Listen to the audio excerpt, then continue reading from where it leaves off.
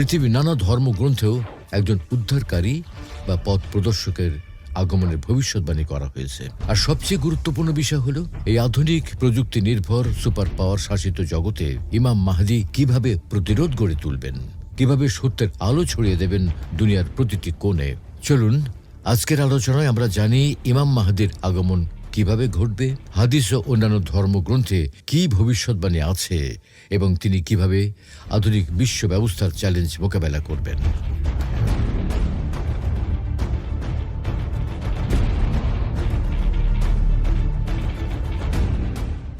ইমাম মাহদী কে হবেন? মাহদী শব্দটির অর্থ পথ প্রদর্শক, অর্থাৎ যিনি হিদায়াতপ্রাপ্ত এবং মানুষকেও সত্য পথে পরিচালিত করবেন। তিনি হবেন এমন একজন নেতা যিনি আল্লাহর পক্ষ থেকে বিশেষ দায়িত্বপ্রাপ্ত হবেন পৃথিবীতে ইনসাফ প্রতিষ্ঠা করার জন্য। তিনি আসবেন সেই সময়